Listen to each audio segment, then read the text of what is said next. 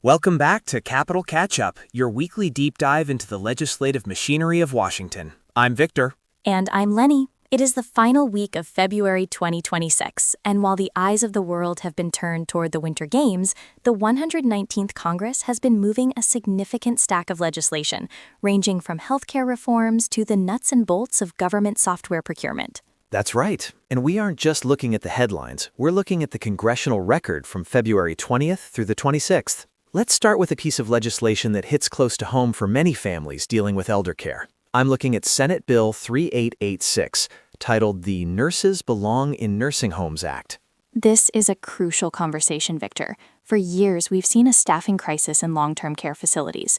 While the full text is still being digested by analysts, the title suggests a push to incentivize registered nurses, RNs, to work specifically in nursing home settings, likely through loan forgiveness or tax incentives. This builds on previous efforts from the early 2020s to mandate minimum staffing ratios, which faced pushback due to labor shortages. It's the classic supply and demand problem. You can mandate ratios, but if the workers aren't there, the facility closes. S3886 seems to be the supply-side fix. But speaking of workforce development, the Senate has been very active this week with resolutions highlighting how we get people into these careers. Exactly. We saw Senate Resolutions 617 and Senate Resolution 618 passed. These recognize Career and Technical Education Month and the importance of CTE educators.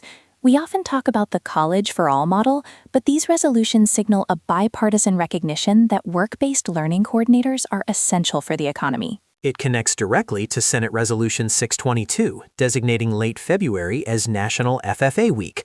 For listeners who might remember it as Future Farmers of America, the National FFA organization has really broadened its scope to encompass all aspects of agriculture and leadership. It's also the 50th anniversary of the Alaska State FFA Association, which is a nice historical nod. It is. And before we move off education, Senate Resolution 621 designated this past week as National Public Schools Week, so a lot of focus on the pipeline of future workers.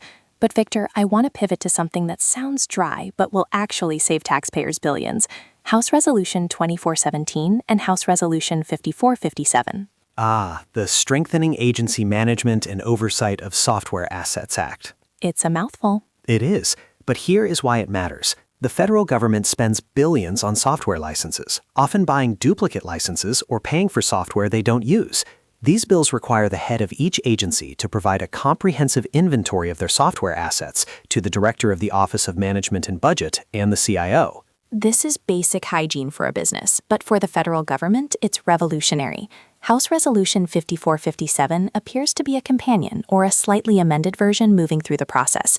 The goal is leverage. If the government knows it buys 500,000 licenses of a program across 10 agencies, they can negotiate a bulk rate. It's about efficiency. Speaking of efficiency and data, we also saw House Resolution 6329, the Information Quality Assurance Act of 2025. This one is interesting because it touches on how agencies use data to make regulations.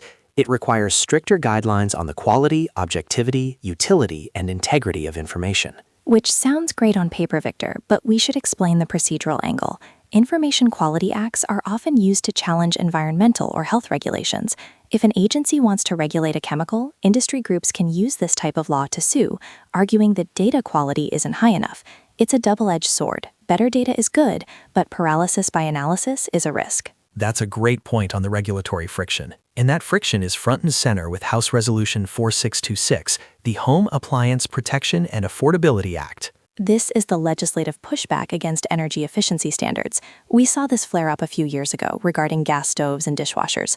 House Resolution 4626 aims to prevent the Department of Energy from setting efficiency standards that are technically feasible but economically prohibitive for the average consumer. It's the debate between climate goals and kitchen table economics. If a compliant dishwasher costs $300 more, that hurts working families. This bill tries to put a cap on how much efficiency can cost the consumer. Shifting gears to the international stage, or rather the rink, the Senate was in a celebratory mood regarding the 2026 Winter Games.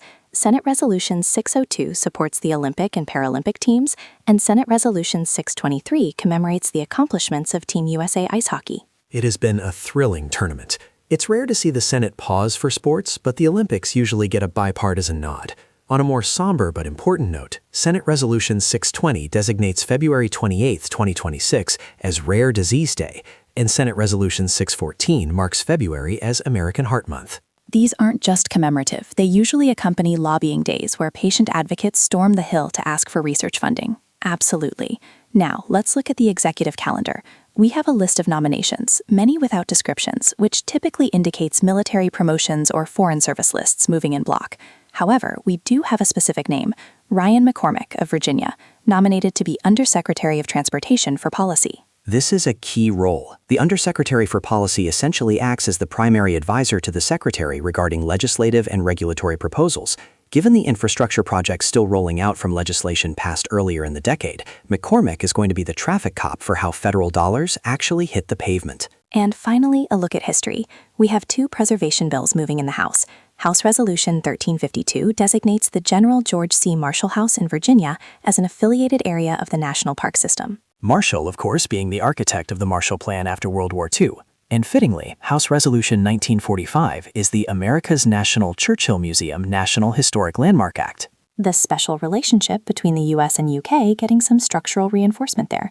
It's interesting to see these move together. So, looking ahead to the congressional record for next week, the Senate has processed a lot of resolutions, but those House resolutions regarding software assets, 2417-5457, are heading to the Senate.